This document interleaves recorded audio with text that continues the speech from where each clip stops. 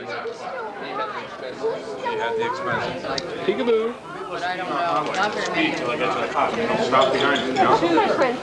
You know how to dance, Danny? Can you dance for me? Said they'll be For Grandma? You know any songs? You can dance with Grandma. You want to dance? You can do Ring Around the Rosie. Ring around the rosy. Yay! Whee! Big girl.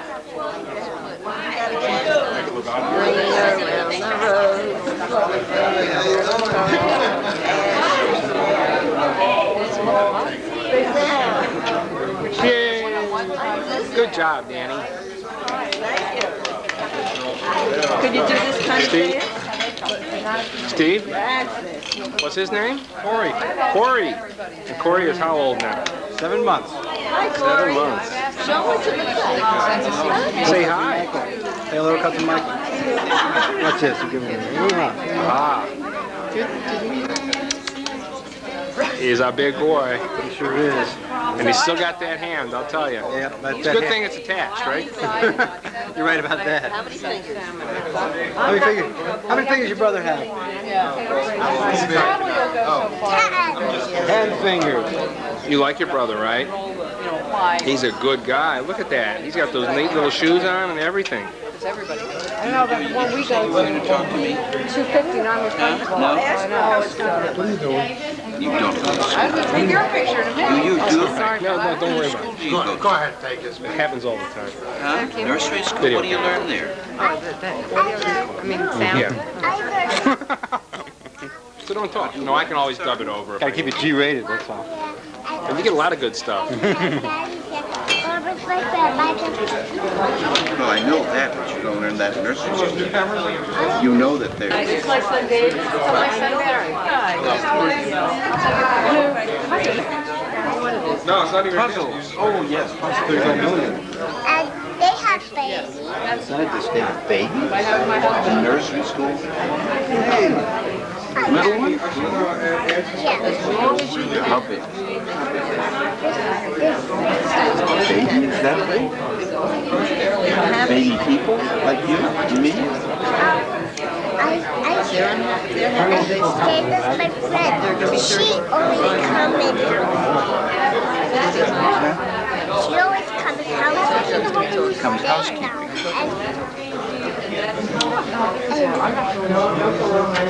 Some cream cheese on your plate, would that help? All right, put that down.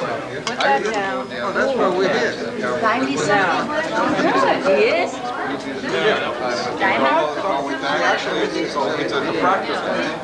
That's the plan. I don't think we have here. Yeah, we have. There you go. All right, now, Evan, may I help you? No, I'm looking at it. May I help you? Put on the chain. It's very bizarre. What's You in know here? what we're going to run out of? What's that? There are eggs in here. You think so? Selma, there are eggs in here.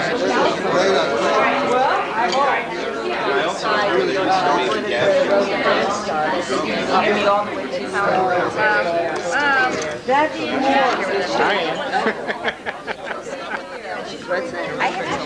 Yeah.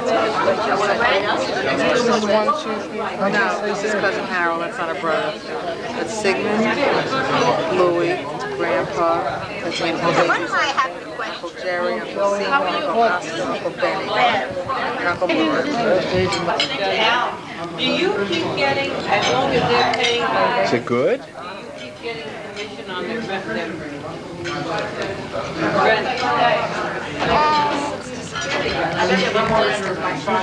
Hi. Oh, I'm sorry. Would you like it? He told me 20 bucks if I could work on it. You gotta get in some of the pictures. Give me a plate. I have two. I have twins. I have 20-month-old twins, and they're not very No, they're just not. No. What? Oh, wait a minute. First of all, on the coffee, what's this whole 600? Yeah, next year this is going to be on the boat. Yeah, I used to swim with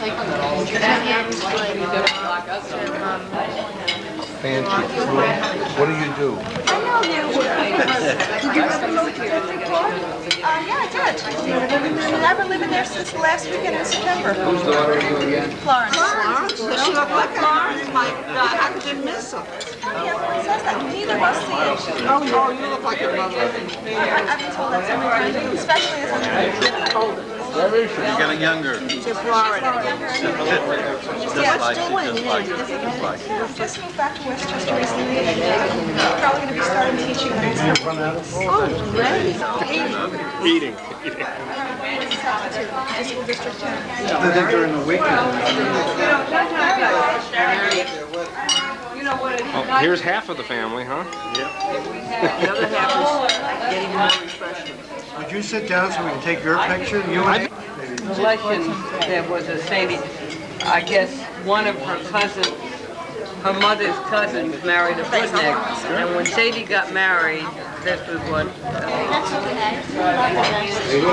What is this? Just plain juice? Hey, Michael. How you doing? Having fun? No. You're not? No. You're not eating? Yeah. Oh, that's good. Yeah. Yeah, you got a lot of hair. I'm pretty jealous, you know? I used to have a lot of hair. Yeah. Yeah. Those are the dukes? The dudes, milk dudes. Oh, milk duds, dudes. I got it. And look, Farmer Brad is the jerk. Pretty neat.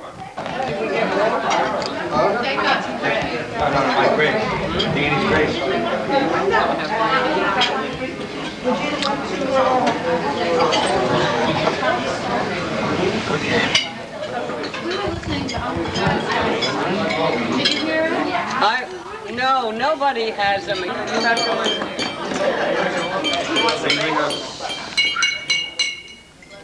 It won't take but 6 minutes, I promise.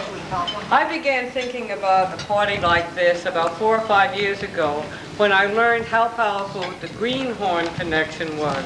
That's when Sig and I met my father's buddy, Rabbi Charlie Bender.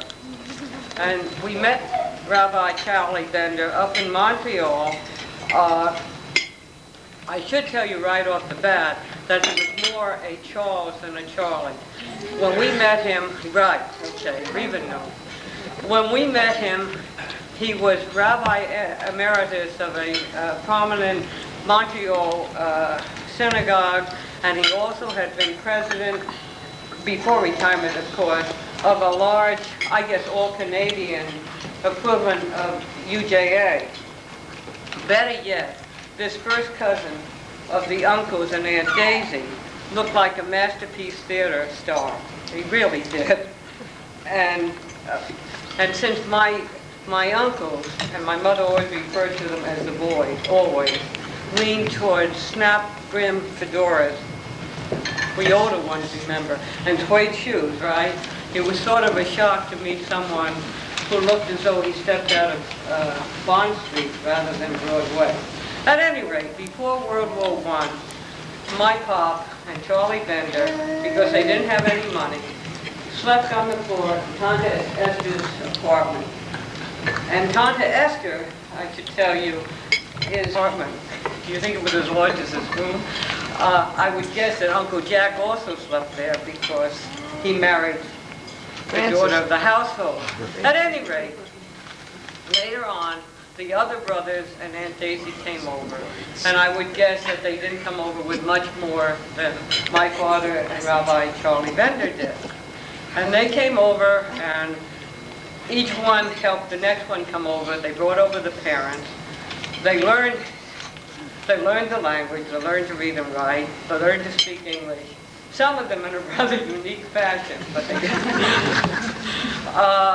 but they did learn.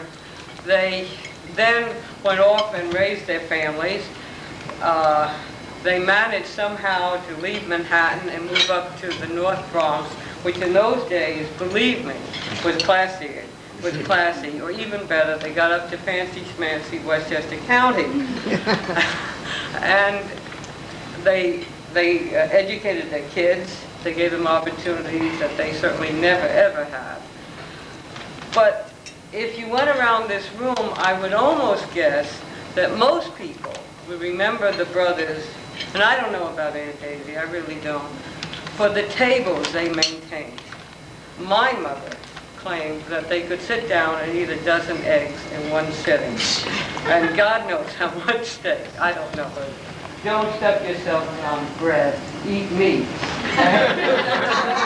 And when we went up to the country to Uncle Ben's, his cookouts made the average barbecue today look like Starvation.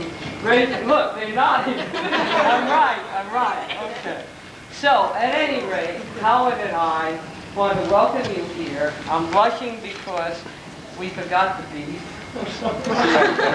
And I wish I knew more family history. I'm really counting on you people to maybe take my place up here and fill in on some of the stories we don't know.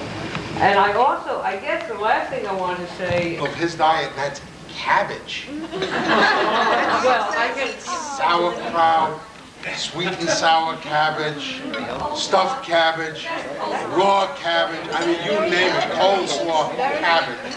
But at least we can certainly say that he must have had at least 70-odd years of eating real food, right? 70 very odd years.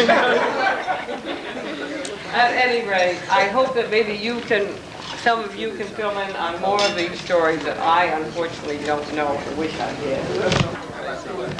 Two of the brothers, three of the brothers were unmarried. Oscar, Sigmund, and Seymour were unmarried, and we lived either with them or they lived with us or next door to us. And so I saw them go through their, Sigmund with his affair with Dora, and Oscar with his many affairs with many women, and his affair with Shirley the showgirl, and then Seymour, Shirley the showgirl. An English dancer. This was Oscar. Really? Yeah. You're learning. And Seymour, of course, eventually married and was happy with his wife, with Lee. And so we were very close to all of that. And I remember when I was very little, there were huge seders or dinner parties where everybody was there. And I don't know how they did it. They had an apartment in a two-family house, Grandma and Grandpa, and Grandma cooked for everybody. And it was a big, long table, and everybody was there. I remember and Helen was very young then. They had just gotten married. And she came in with that racist hat. I don't remember the hat. I just remember she was very pretty and very elegant and very sweet. And Aunt Kay? And Aunt Kay. I don't remember too much. I remember when the twins were born, and that they slept in a drawer. When they first. They didn't have furniture for them yet. They had each twin in the drawer, and I remember my father carrying them and making them stop crying just by doing that. And, but I don't remember too many other family type stories. But I think it was a remarkable family because they really came here with nothing. And you look around now, they gave their children incredible opportunities. They all worked very, very hard. And I feel I owe my parents and great and grandparents an incredible debt, and I really always do think about it. No, not really an outsider, but the Lessons and the Zeleznik. And I'm going back many years when we all used to get together at the Concourse Hotel, at the family circles, organization, and we had the most wonderful time being together with the Lessons and Zelezniks. And I can never forget that. We were all just like one family, the Lessons and the Zelezniks. Of course, I'm an Akui, married. But I feel I am one of the Lessons and Zeleznik.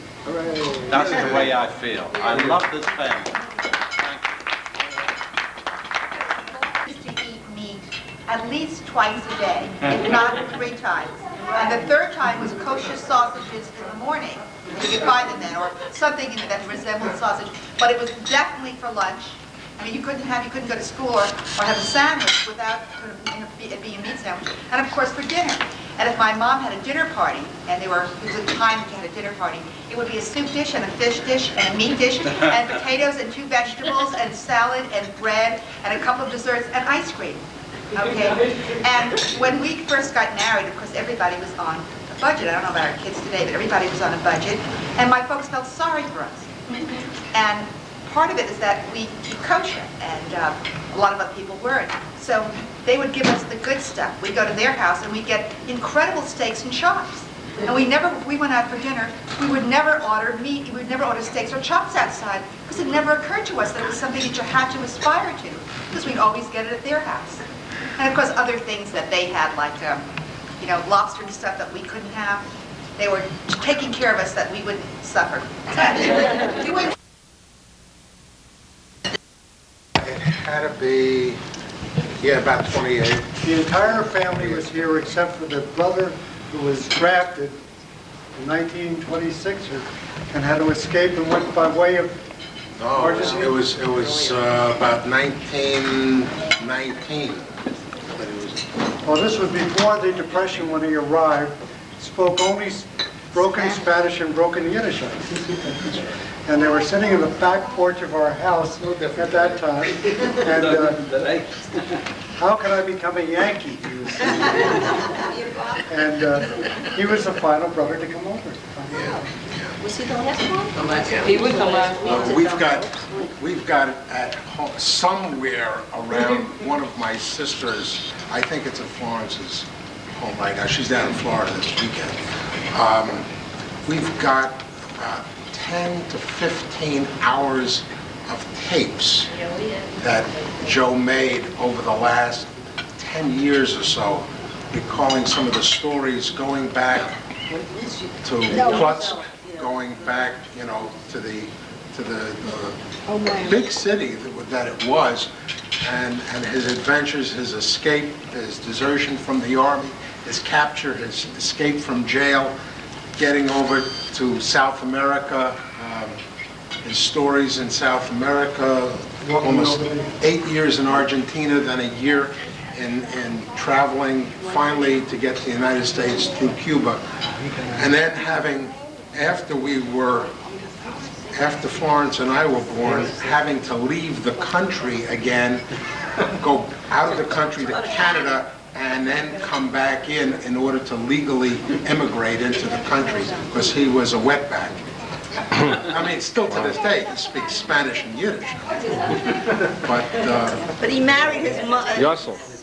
Gladys to become a citizen. What?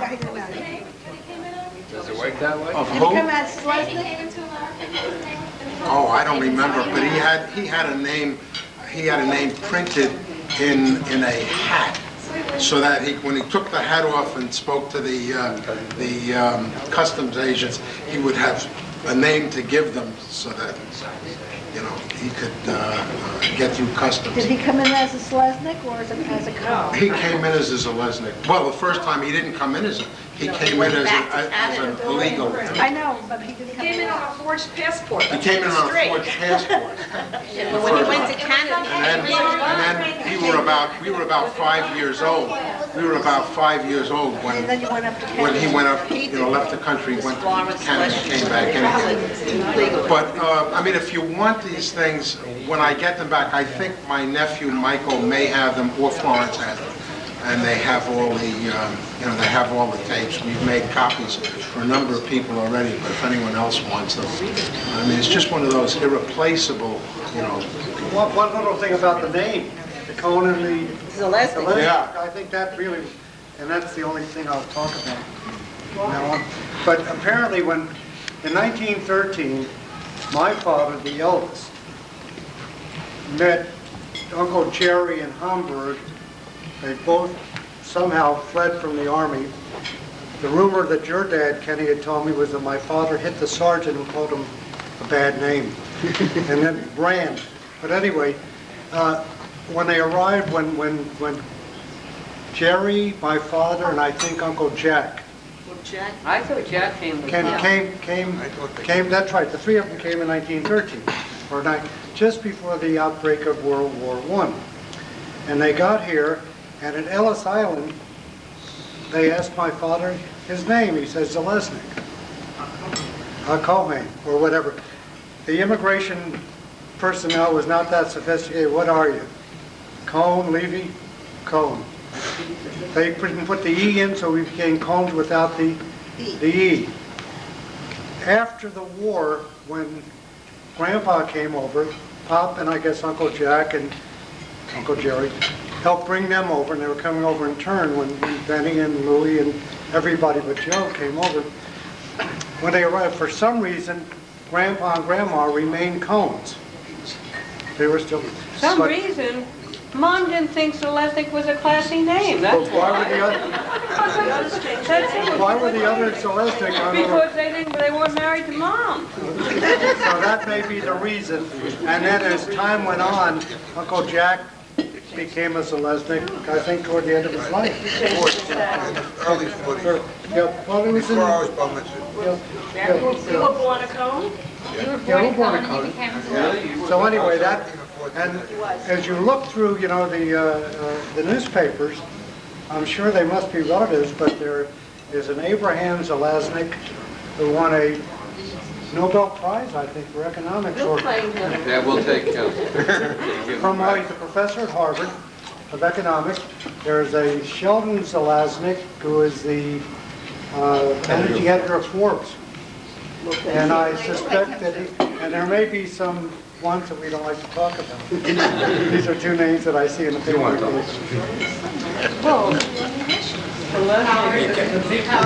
we were in Yugoslavia a number of years ago traveling, I think it was Yugoslavia, and we wandered into the train station. This is when we were first married, we were pretty green, and we didn't realize that you couldn't wander around. So we were there, and we suddenly saw a train, and it said Zeleznik, the last two words spelled a little bit different with a mark on it. And apparently it was like the French word chemin de fer, for railroad, because Zeleznik apparently means iron. It's like iron way. And so we started taking pictures, whereupon the guards came in and started gesticulating, but they realized we were too dumb to know what we were doing, that there was not a threat to the state. So they told us, to go to someplace and left us with a camera, and we went. Well, Grandma's side would be Zemlis, who are related somehow to the... We could have him. Well, my grandmother's maiden name was We have the two pictures there. What were their names? Mala and Sam. Mala and Shmuel. All right. They Anglicized to Sam. Okay, Samuel. Samuel and Molly? Mala. M-A-L-A. Mala. My daughter's named for her and then Sharon. And Uncle I said Tante because I'm a Russian. She's a spy. But you go down, that's one generation. Then you have Morris Cohn, who was their eldest son. You have Howard Cohn, who is The oldest grandchild. Then you have Stephen Cohn, who is the next eldest, and his son Bob. And this is Brother Bob. And this is Bob's eldest son, who's named for Morris Cohn, by the way. So we have Howard's eldest son. Howard's eldest son. So it's Michael's great. It's three greats. Three greats when you get to those pictures, Mike. Those people are related to you. Two greats. Two greats? Two greats. This is your grandpa. No, it's two greats. Grandpa Morris Cohn was your great-grandpa, and that man Samuel was your great-grandpa.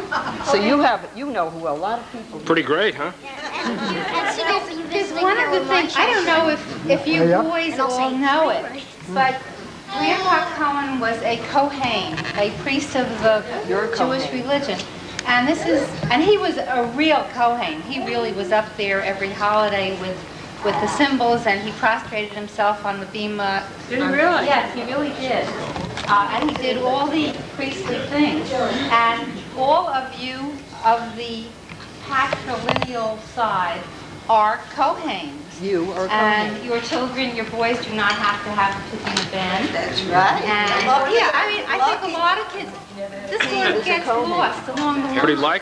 pretty lucky, huh, Michael? But I think it's really an honor to be a Cohane, and you should all know that you are You're a priestly Cohane, and you are Cohane. She's a Kohan, but she Jonathan doesn't have it. Jonathan doesn't, because my mother was Bas Kohanis, which doesn't. How many first cousins are there in the whole group? How many What goes down the phone first cousins are there? We started this thing off a little while That ago. many? Food, and just looking at the table brings me back. But a couple of stories. Couple of stories about food and the family. I remember very distinctly my mom and dad telling me about the beach house that used to be in Coney Island. And the family, the brothers and the older kids at the time used to gather at the beach house in Coney Island. This was up on they lived on the second floor, as I recall. There was a room on the second There was a floor. room on the second, yeah. Down a dark hall. Yeah. Dark hall that you had to go up, I mean, steep stairs, I mean, anyway, I mean, I still remember that. And on a Sunday morning when the family got together,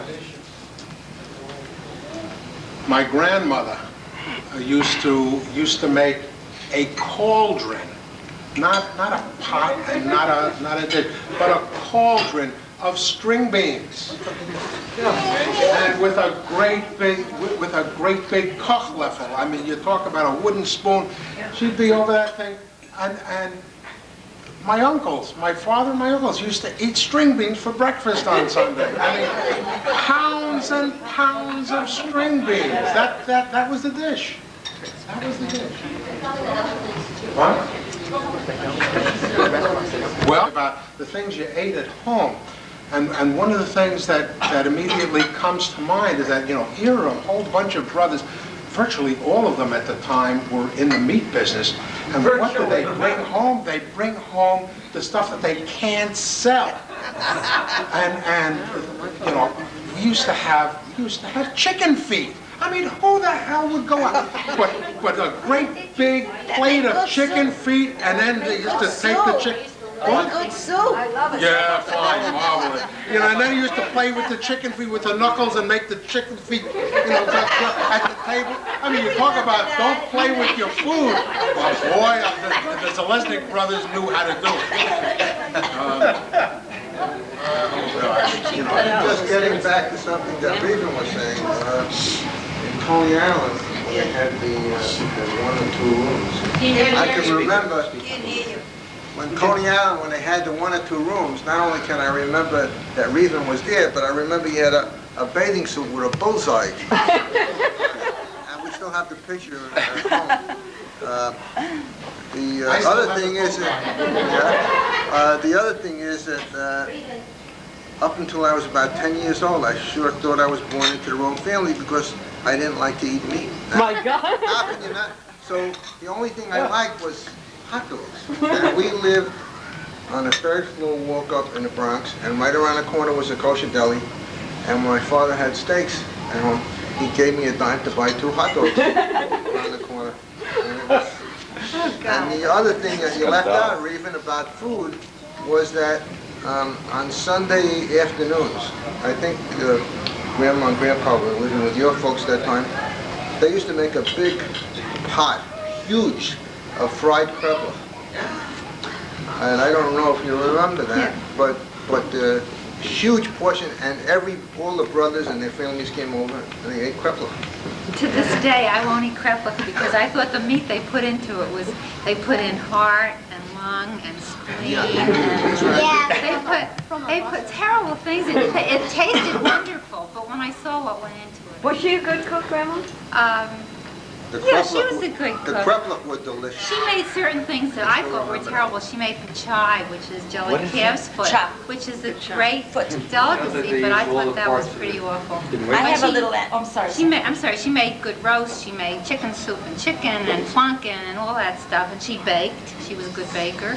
And every time she cooked, it was like cooking for a restaurant. I mean, there were just all these people around, and she was really quite incredible. And she never complained. I mean, she just did it. I have a little bit of a story to tell also. In a way it has to do with food, in a way it doesn't. Shortly after Al and I were married, Al went into service. As a matter of fact, we were married about 3.5 weeks, and Al went into the Army. And of course, having a wonderful father-in-law, he decided that he would keep his new daughter-in-law company, and he took me out to dinner one afternoon into the city to a restaurant called Trader Tom's, I believe it was at the time. It was very well known, and of course my father-in-law evidently was very well known there, perhaps because of the meat situation or what.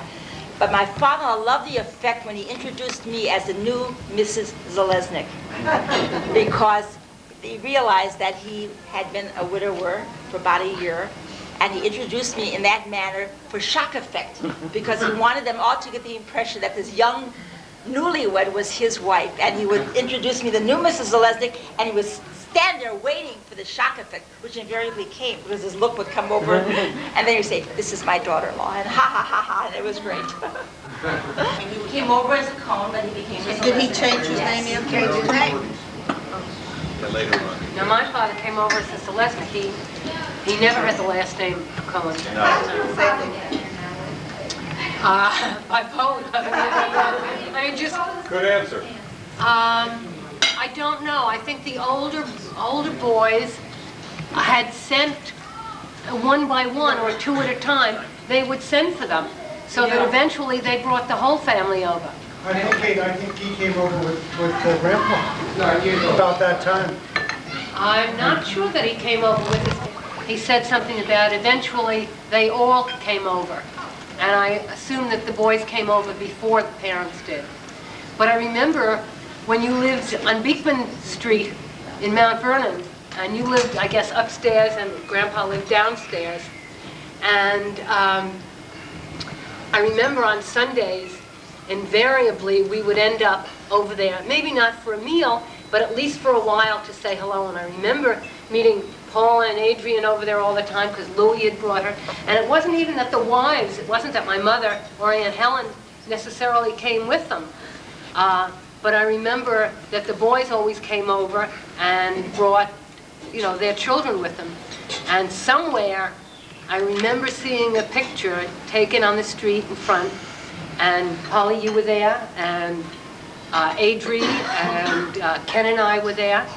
And I don't remember who else, but I don't have those pictures. I think that my mother is still hoarding them. There was a story, sometimes my parents would tell us things that, of course, years later, we mentioned them, they'd say, "Where did you hear that?" So I'm not sure whether this was, how true this was. The story goes that my father, of course, like a lot of the other brothers, loved food, loved good food, and loved any food. And most of them were good cooks. Well, or at least they said they were. Yeah, that's true. That's true.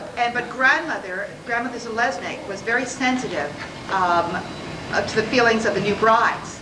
And the story goes that when my father was either about to be married or just married, Grandma invited the young couple over to her house. And of course she was known for, at least they said she was known for great cooking. I don't know about this. She was supposed to be a wonderful cook. And my dad had told my mom, "Oh, you're going to have this wonderful soup and marvelous meat." Well, the soup was too salty, and the meat was stringy, and I mean everything was a mess. The water was warm on the table, the tea was cold. It was a wreck. And then after that, my father couldn't believe it, because he had boasted to my mother about, "Are you going to be as good a cook as my mother?" And after that, so the story goes, Grandma took my mother into the kitchen when my father wasn't around, and she said, "Now he'll never be able to say, 'Why don't you cook as well as my mother?'"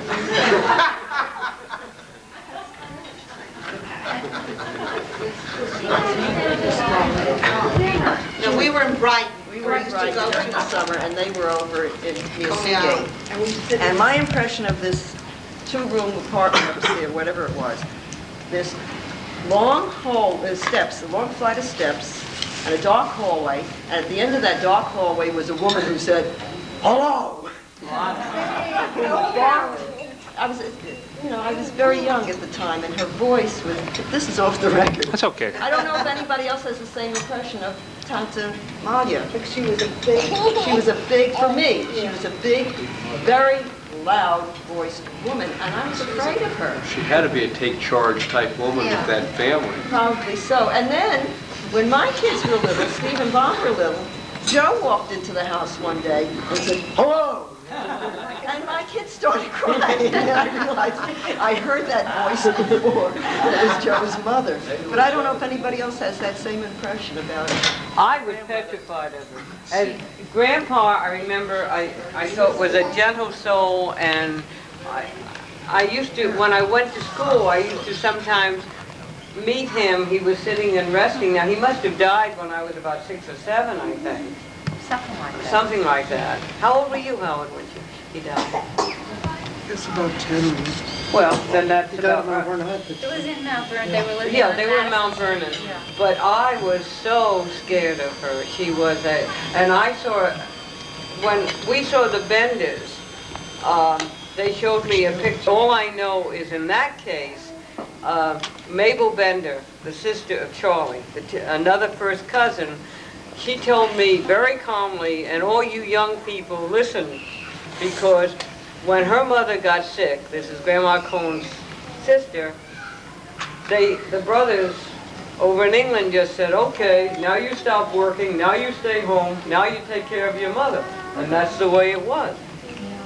Well, the days in the country, of course, were marvelous. Beatty cooked for everybody. Yeah. They'd have 30 or 40 people over there at Lake Mohegan, on a given afternoon. Jerry and I would be pouring the drinks and Burning the cooking, steaks. and cooking grilling Skirt steaks. steaks. Who remembers skirt steaks? Come on. That was the best. With ketchup. And they did that. And we were talking before about Uncle Louie's fish pond, and the kids would go fishing over there. Provided Lake Mahuskis. No boating, no fishing, no swimming, no nothing. Lake Mahuskis, not the fish pond. And then I remember Uncle Ben had a cookout one day, and I think Hey, come on, quiet. they were whole cattle. And I think that he had strung there and was barbecuing these huge animals. One of the great parties of all time. Luau. This was in Westchester County, not Texas. And I think my father, I look at Edith and Arnold, who are my mother's relatives, and my father would tell the story of courting Mom. And our grandfather on that side was a very gentle, lovely man. And so was his wife. And Pop would say he'd go there, and they lived in Brooklyn. And at that time, Pop was pretty well to do. It was the late night, about 1920, 1921, courting Mom. And he had a car. And he would drive to Brooklyn, and he would tell us he was afraid to park the car because the kids there picked up the car and moved it down the block. It's a miracle that he found it. He was one of the people who I had a car. Howard, I remember, you talk about driving. I remember, I guess it must have been during the war, you were already down in D.C. had been down there for a while. The family had. What? After the war or during the war? During the war. They were there in what? Well, right after the war, okay. Yeah, right after.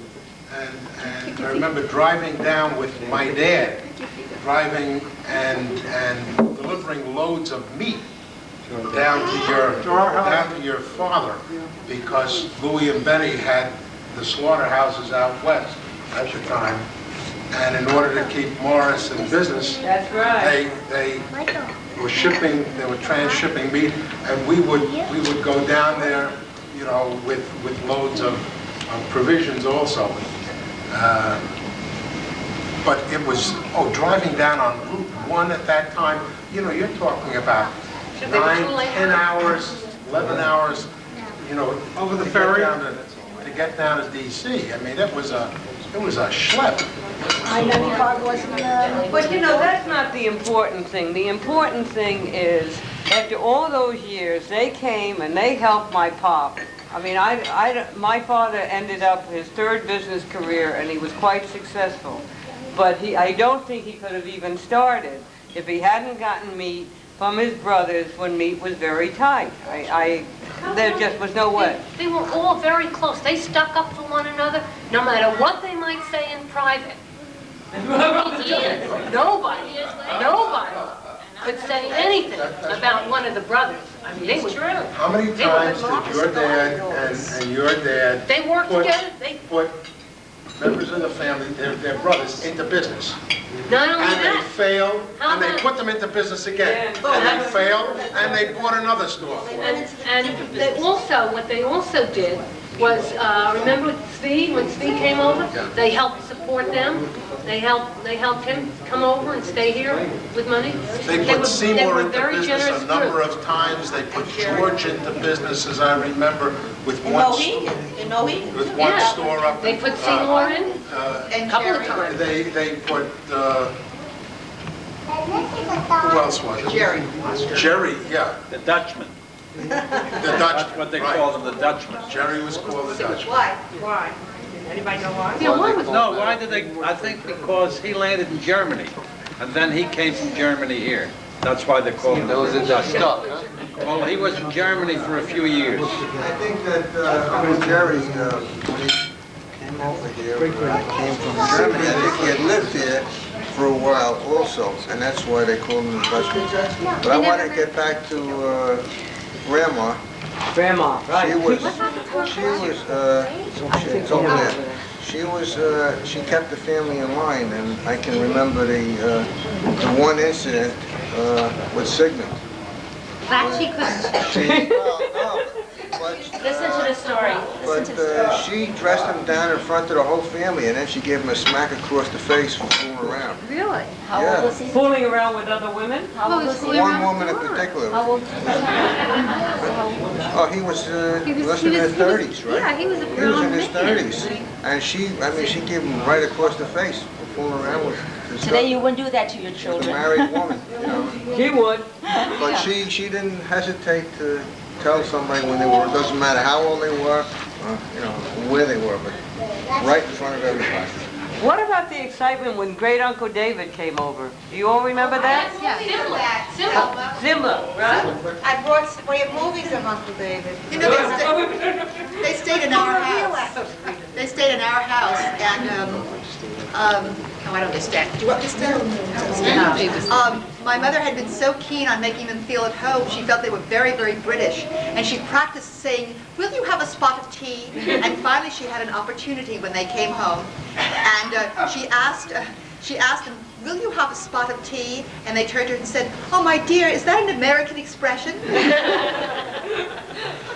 Never heard it. You know that some of the brothers were in a business other than the meat business. I don't know how many of you- Silver business. Yeah. How many of you remember United World Galleries? Those are three brothers. I have a tray. I have some silver, yeah. Do you remember that story? I mean, going back right after World War II, when the Allied troops had liberated a lot of the silver and art cash that the Nazis had stored in salt mines, and through a fellow by the name of Murray Garson, a very... You're good on these names. What? You're terrific on these names. The only other profession, Uncle Jack was a barber. He was a barber. He gave Steve his first haircut. Alvin's father was a barber. Yeah.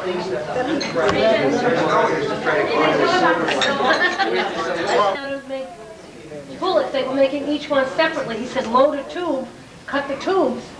He made a fortune. The government paid him a fortune. Now, say that again. I didn't hear. This Murray Garson, that my father and Louis and I guess Joe went into business with the silver. Murray Garson made his money because, I don't know whether he was an efficiency person. He was in the munitions business. When they started making ammunition, they would take each shell and make it separately. He said, why don't you make a tube and cut the tubes. And it became much faster, and the government paid him a great deal of money because he saved them all of this money. That's how Murray Gosson made his money. And that's the person Through the Beshenies. through the Beshenies, which was my mother's cousin, which is a whole other story. A whole other story to begin with. Which is the difference? I'm having enough trouble with Zeleznik, Cohn, and Lesher. Who the heck? Phil Besheny was a cousin of Natalie's. Was my mother's cousin. Mother's He had a cousin. home in Mohegan. Lived up in Mohegan. Yes, he did. Sold He it did. to They had, Right. they sold their place to Plant. That's right, that was up in Amazon. It was originally Besheny's place. That's how we all got to it. That's how we all got to go to Mohegan. You were there first, you were there first. Well, Besheny was there first, and then Well, I'm talking my about father this was. place, and Yeah. then Louis and Joe went. Yeah. They bought the house right next to it. I have a couple of anecdotes. One is, I always remember when I was very small that my grandfather and my great uncles never talked down to me. There was no baby talk or anything. They'd say something like, "Have you seen the stock market lately?" Or the price of beef. The price of beef is going up. And sit down. And I'd get a lecture like that. That's why he's a businessman today. And I also remember at a party when I was probably about 8 years old, sitting there, and they're all standing there with the drinks in their hands, looking very large to me. And they were going to walk by, and I wasn't paying attention. I heard this voice, and it was my grandfather, and he said, "Hey, pull in your shovels." And I had to pull my feet back in, and they all walked by. And then when I was in high school, I was working part-time in a supermarket behind the meat counter. Fish counter, first. Well, fish counter and in the meat department. And the union guys from Yonkers used to come by and say, "You have to join the union." But it turned out if you were a part-time worker, there were no benefits, so I used to duck this guy. And then one time he found me and he says, "You either give me $100 or you're out of here. You can't, this guy's come, look like, mafioso type. You can't do this." So I said, "I'll give it to you the next time I see you." And there was a party at the house, and the great uncles were there. And I think my father said, "Go tell them what's going on with the union." So I think I either told, I don't know who I told, it might have been Uncle Ben or Lou or Joe or my grandfather. But they had a little talk, and they came back and they said to me, "You tell this guy the next time he sees you that your uncles own Mizrach, and that they told you that they told you that they talk with Johnny Dio." And this is what they told me. That you do not have to join the union. At that time, if he tells you yes, you do have to join the union, don't pay him and come and tell us. But if he says, "Okay, you don't have to join," pay him. And a few weeks later, the guy tracks me down, and there's a bunch of people standing there, and he comes over to me, and I gave him the exact, he says, "You kid, come here, you got to join, or you're out, what, you've been ducking me?" And I said, "My great uncles own Mizrach, and their partner is Johnny Deal," and they said I told them what was going on, and they said not to join, and that this was a bunch of crap, and don't give you any money. At which time the guy stepped back and said, "You're threatening me." And I said, "I'm not threatening you, I'm just telling you what they said." And he says, "Fine, don't pay me." And he goes walking away. I said, "Hold on a second, I got your money." And I gave him the money. And I wasn't sure what I had accomplished, but Never went back to work after that, Bob. I just want to get back on my resume. I can put down that I worked for. On my resume, I can put down that I worked for the following uncles in the meat business. I worked for Uncle George. I worked for my father. I worked for Uncle Jerry. I worked for Oscar, and I worked for Seymour. And none of the stores really lasted much past the war. By the time, about 2 years after the war, just about everybody was out of business. But I can say I worked for a few guys. Got you to school. Right. It did. Oh, there was another thing. Getting back to working in my father's store. One of the there was a store that he had on Brook Avenue, where it's a hellhole now. Yeah, the town. But we during the war, there's a shortage of meat, and there was huge lines people waiting to get in to buy meat in the store. And our store was supposed to be open till 5 o'clock, especially on a Saturday. I was working part-time. By 1 o'clock in the afternoon, all the meat had been sold. We had cleaned up the place. And usually my father went to one of the other stores that the brothers owned. So, unbeknown to my father, the guys hung around in the store and we had a crap game going. And they played and I was playing with them. Until he called up, he says, okay, the guys can go home. But he didn't know that this game was going on. And we had one guy, I don't remember his name, but the fella used to work in the refrigerator. And they used to call him Icebox Man. And anybody that worked in there usually was a pretty heavy drinker. And on a Saturday afternoon, this guy would come out and he was loaded. Now, keep in mind that, you know, we had cleaned up already, the store was ready to be closed. And this guy was drunk. He used to come after me with a meat cleaver. I don't know what he had against me, but there was a little tiny space between the end of the counter and the front of the store. And I just barely got out of there before he came, got to me. Terry, I remember white coats and straw hats. Oh, that's right. And sawdust on the floor.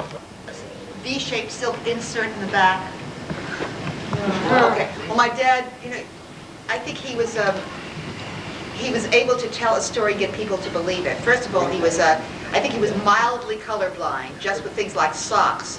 So he would frequently go on a plane or something, going out to, I think it was Denver, and somebody would say, hey fella, you've got 2 different color socks on.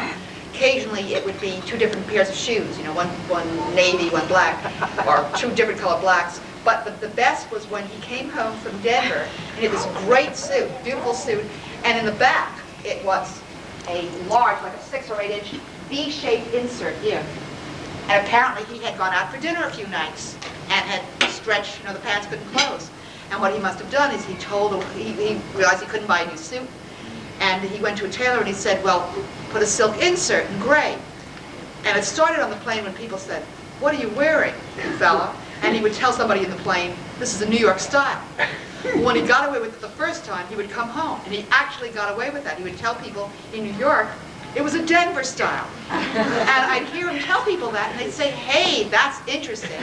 He got away with it for months before anybody called him on that.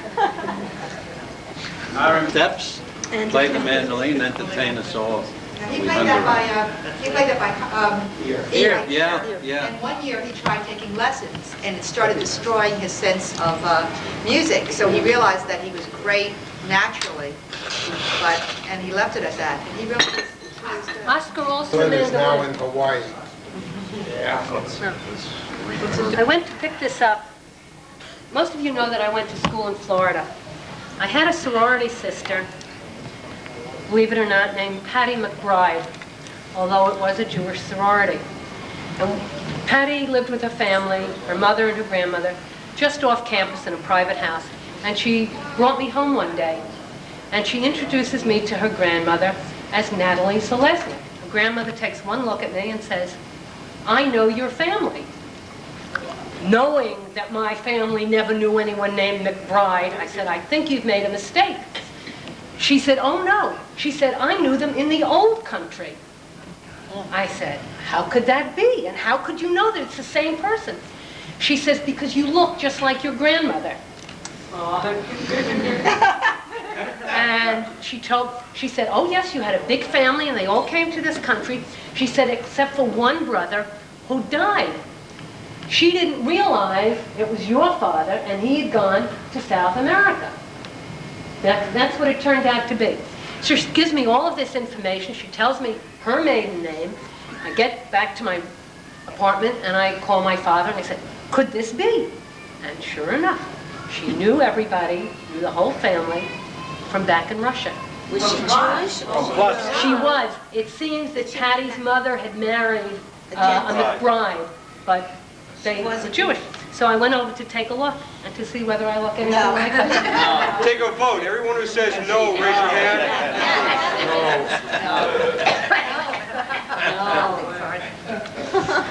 A child, a male child, that died in childhood? My mother always said that Grandma Yeah, was there was, she had an lost 11th one baby, child. and the way it was Was it a always girl? said to me Boy, was boy, she no, boy. never. Your mother was the only girl. My mother was the only girl. They said he died before he was 4.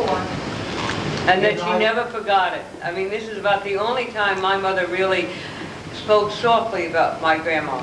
My mother, I mean, there weren't confrontations, but I don't think my mom was ever really comfortable because my grandmother had really picked out someone from the old country for Pop to marry. And he didn't. He married my mother, who had decided, and she told this to Sig once, that she was going to marry an immigrant because she knew that an immigrant would work harder than a native-born American. And because my mom, who had come here by 4, was certainly not a greenhorn. And she was quite attractive. I think all four sisters were good-looking women. And she decided she would marry an immigrant, and she chose him. I will say this, that although she may have wanted someone who was a good provider, and I think in the aggregate he was, she sure stuck with him in the good times and the bad times, and there were bad times. What about the in-laws, the Harry Gellers and the Carrolls, memories of getting married into this family? Were you overwhelmed? I mean, to me, this was the consummate business family. These were businessmen, neat businessmen, but with a heart. I can recall Lou and Ben and Joe. They were always getting snookered by the help. I mean, they were tough businessmen, but they would say, but we're a family, and so if a guy's got a birthday, he should have a day off. If one of his parents died, they should be able to go to the funeral and have time off. Until these guys started to have multiple birthdays. And then, but wait a minute, didn't your mother die 2 months ago, and who's dying now? Well, this is, my father's dying now. I said, Lou would say to me, I can't understand these guys. They have so many parents. They also believed the wrestling was honest. How did they do that? How did this guy say? Can't you feel for this guy? So they were always being, taken over the coals a little bit. I got one other. This is not maybe not too complimentary a story, but I think it shows how. It shows how they really were very, Lou especially, he was really a businessman. He was, he had it in his blood. The early days, Bill Cullen, the television program, the first giveaway programs, where they, I don't know what the program was called, but you had to guess what was behind the curtain. The people on the panel. Price was Right, Bill Cullen. I had to guess what was behind the curtain, and if you guessed right, you kept what was behind the curtain. If you didn't guess right, you got sort of a booby prize or a complimentary prize. Well, Ms. Rock was one of the first advertisers on Bill Cullen's The Price is Right, and it was the booby prize. Generally, it was the booby prize. In other words, if you didn't guess that there was this Maserati behind the curtain or something like that, then they would open the curtains and they'd say, but you've just won 168 pounds of salamis and hot dogs, and they'd be dangling down from the curtains, on national television. It was a great way to get television, nationwide coverage literally for pennies, so to speak. That was Arthur, wasn't it? Yes, Arthur was in advertising, and Arthur made the connection for them. Yeah, made that connection, if I remember correctly, that year. But that was a very good point you brought up with that. I remember one other thing about Louis. He adored Stephen, especially when Stephen was little. And he trained Stephen so that he would say to him, come on, you want a kick in the pants? And Stephen would back up, and Louis would give him a little tap in the seat with his foot. And this went on for years. And he just trained him, and it was like a joke between the two of them. But I remember clearly, no matter where they were, Louis would say, "Want a kick in the pants?" So he went back up and get his kick in the pants. But you know, do you remember the lion that Pop got in front? Pop paid to have the MGM lion in front of his store in Mount Vernon.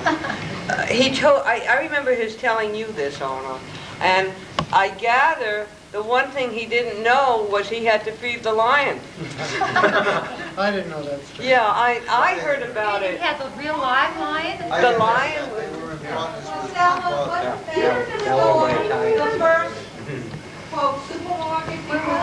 Well, Howard knows better than I do about it. Their store in Mount Vernon was, Mars had the first supermarket. Not a very good area. Yeah, well, I would think of it more, well, I suppose in those days they gave a lot of service. And he had, it was, I don't know that it was a supermarket. It's on the map, it's on the wrong side of the track. He rented out there. Yeah, that's right. Right. Yes.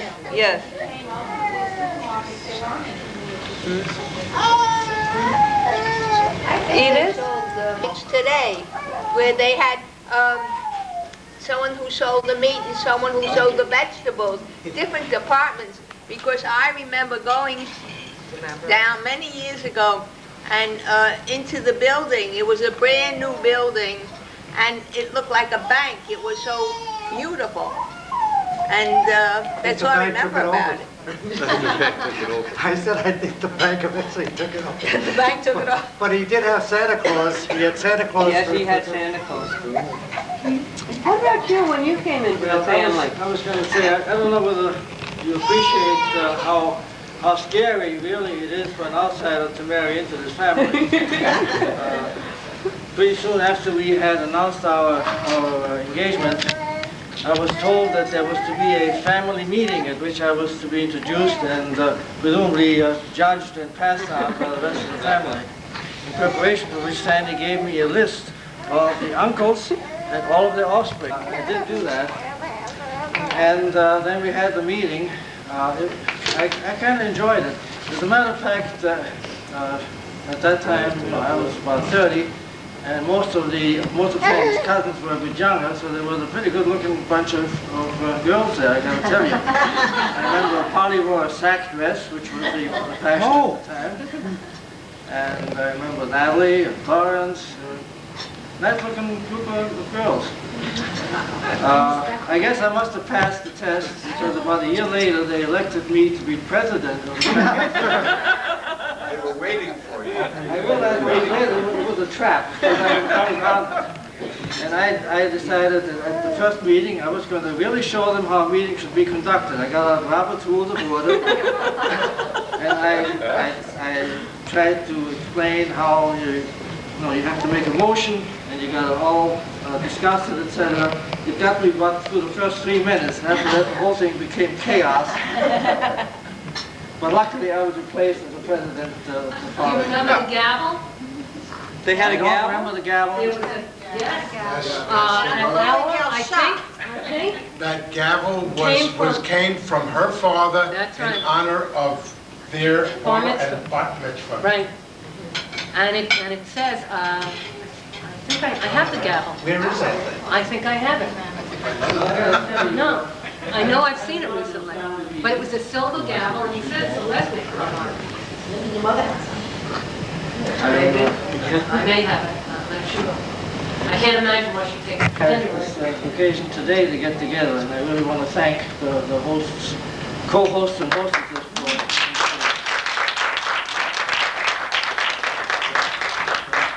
for Edith, do you have memories of my father driving and praying to my dad and your dad? And Oh, they were so much alike that they just enjoyed each other.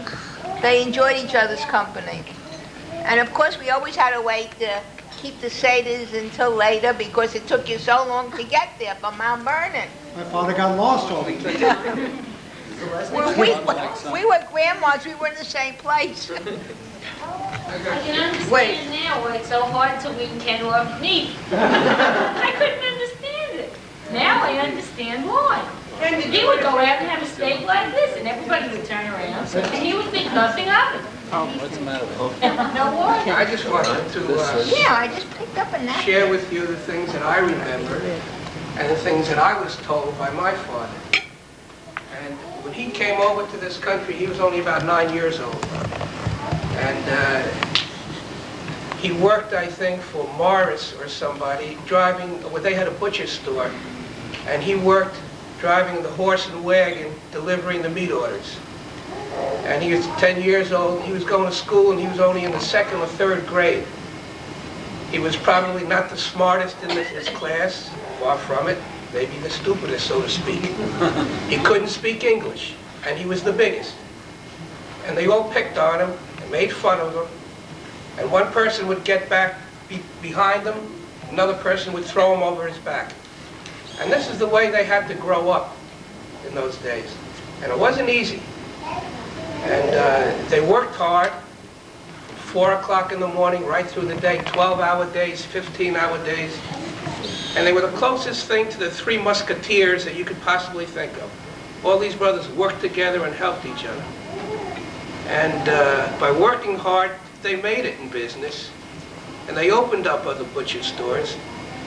And they made money. And I remember in the basement, we had a big, I must have been about 13 years old at the time, a big oil burner. It was an oil tank. An oil tank. All the oil. Where we took oil for heat. And that was all covered up with sand. And to me, that was a sandbox for me. And I remember playing in there one day. I found money underneath the sand.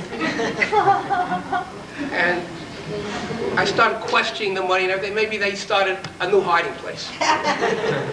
But money was prevalent all of a sudden in those days, strictly by working hard. And they made money during the war with the slaughtering houses and during the OPA or whatever that was at the time. And I remember that the IRS even came to them after they made money and said you didn't pay taxes on a lot of it, and they took it right away from them. And they just kept working hard, and they just kept making more money. When it came time at home, like everybody said, meat was 7 days a week. When they came home from the car, Joe and Louie and my father used to take one car to work and back. And they used to bring meat home.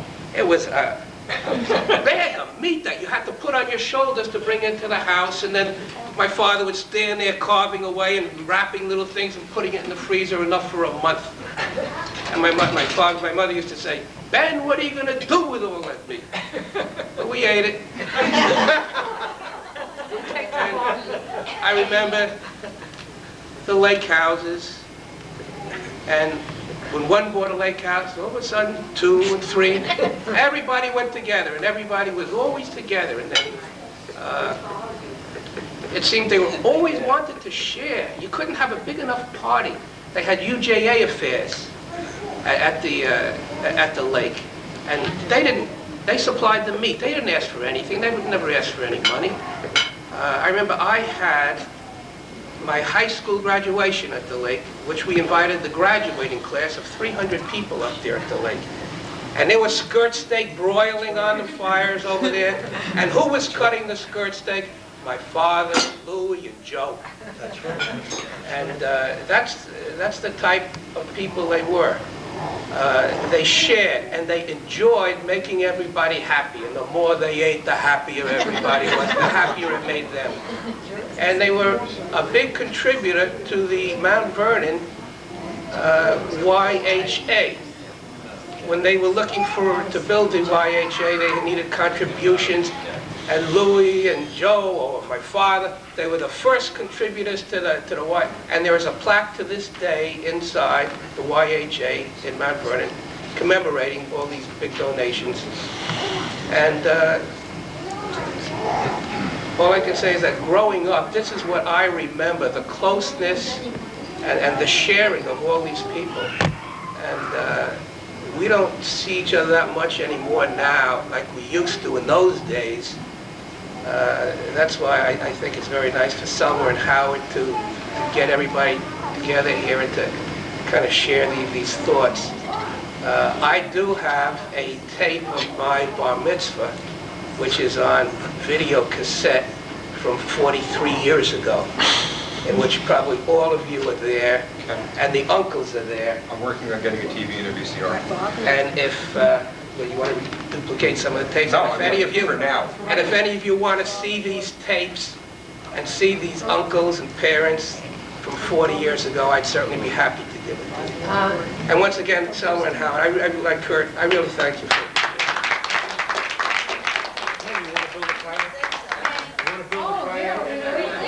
Louie and Joe all were commuting from Lake Mohegan down to 14th Street every day.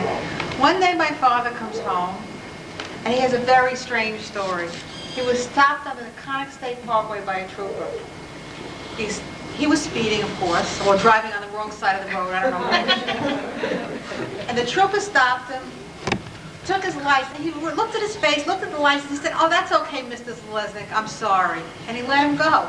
My father had no idea why the state trooper let him go. He didn't say anything. He came back, told the story to Louie and Benny. Evidently, the week before, Benny had gotten a ticket for the same thing in the same parkway by the same cop. Benny went ahead and gave him a bunch of salamis. Never knew the difference, didn't know if it was Louie and Benny. That's true. They also shared, with some of the brothers, they shared some other things as well. They shared their love of food. They also shared chores. Morris, for example, wasn't exactly handy. So he would say... well, wait a minute, neither was Louie. Neither was Louie. Neither was But Louie. Louie and Joe lived next door all the time. Well, that's why they lived next door, because Joe had to do for Louie. But Morris lived 300 miles away. So it meant that twice a year, Joe would have to go down and fix Morris's doorknobs. What else had Morris saved up for him to do? These guys were they were terrible drivers. They were absolutely awful drivers. Yes, they were terrible. I mean, just unreal. They'd swerve all over the road. They'd go through lights, and my father-in-law would keep, I don't know, $5 or $10 bill in his wallet underneath his license, because he would get pulled over from time to time. And the guy would say, "Can I see your license?" And he'd pull out his license. "Here, officer," and the money would be there. And I'd say, "Dad, it's blatant bribery." He'd say, "Bribery, nothing." He says, "I can't help it if there's a $5 or $10 bill underneath my license." And these guys, they'd take the stuff, and he avoided more tickets. I mean, your license would have been lifted many times over if you got a ticket for all the times he was pulled over. But he had this sort of new version of working bribery. That's right. See, my father didn't do that. He had the business card, and he would pull it out along with his wallet and say, "Why don't you come down and see me?" And that was it. I used to work there sometimes, and there'd be a call from downstairs at the receiving dock saying, "Officer so-and-so is here." My father would say, "Who is this person?" And when he went down, there was a guy with the card, and it was payoff time. My father paid him off with salami or meat or whatever it was that he needed. But he too, that was one thing, the brothers were terrible drivers. And you couldn't tell them they were terrible drivers because they didn't believe it. They thought they were terrific. I mean, they would say, "I haven't gotten a ticket in 10 years. I haven't gotten a ticket because they get paid off." But, After I graduated school, I had orders to go into service, but that was 9 months away or 10 months away.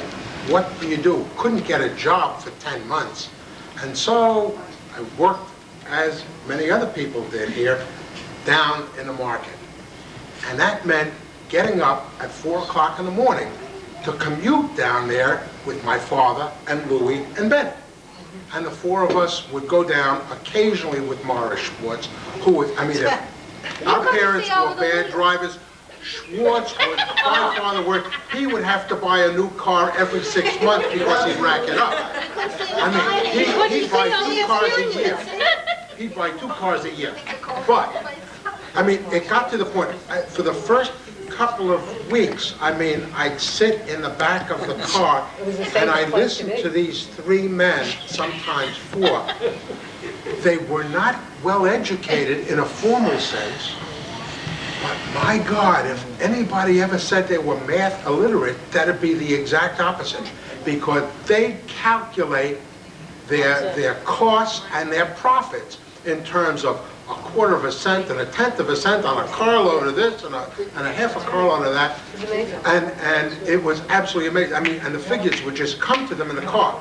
And while they were talking about the price of meat in Des Moines or, you know, in somewhere in the Midwest, in the Chicago yards, the car on the old elevated West Side Drive would be going back and forth across 3 lanes while they're driving and talking like it. Well, to save my own life and prepare myself for Myra, I drove for the rest of those 9 months, you know, before I went into service.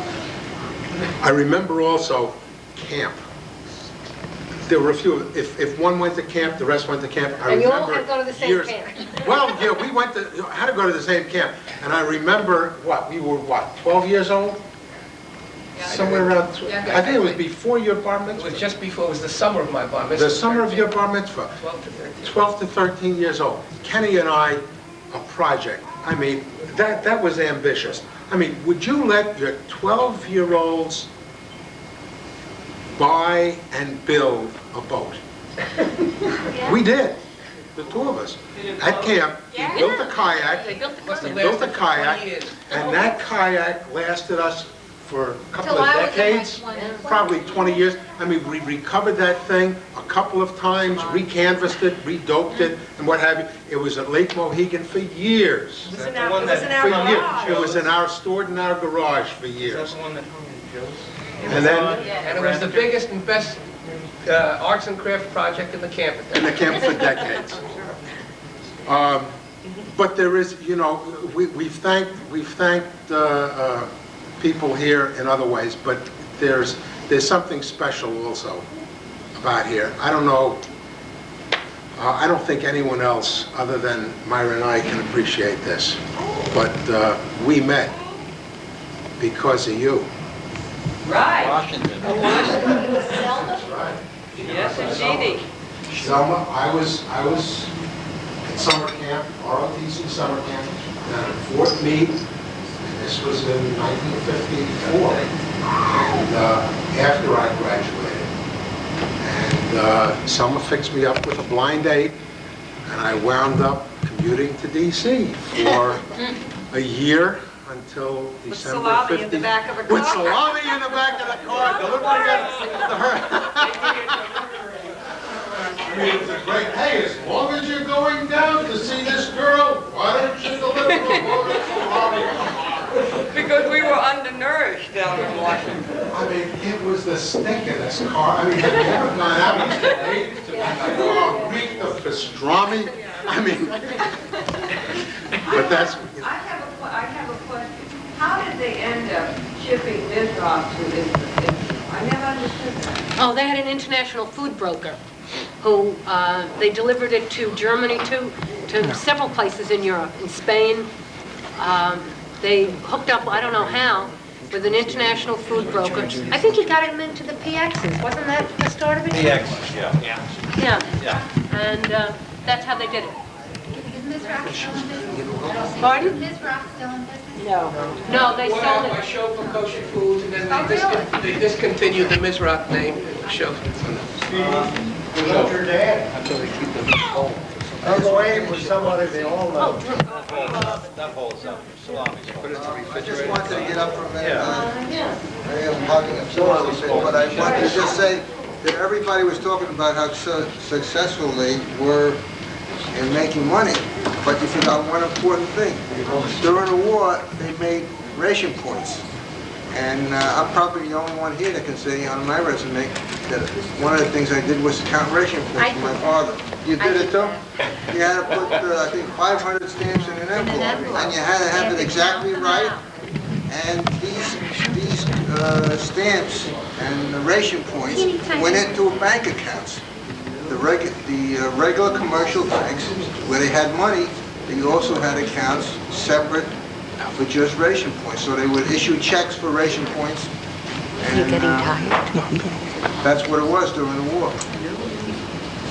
You sat there and counted these That's right. teeny tiny little stamps. And they had little red tokens for individual points and stamps for points. Do you remember when Pop's pants got stolen and we had a headline in New York in the Mount Vernon Argus. prominent businessman's pants stolen? Because he would throw his pants by the window.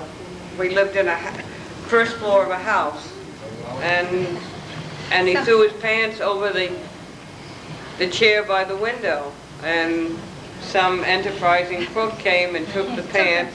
But found no money. Mrs. Murphy's chatter. But found no money because he wasn't allowed to carry money. Yeah. And then there was according to, I never saw the headline, but I was always told, prominent businessman, pants stolen. Why Which is wasn't a he real allowed to story. carry money? Did you ever see him carry money? No. He didn't get to carry money. Oh, Grandma would. Grandma would look. Not the greater powers that are in the world. Please No. help yourself to more and look at the pictures. Lots of pictures. Lots of memories. And thank you all.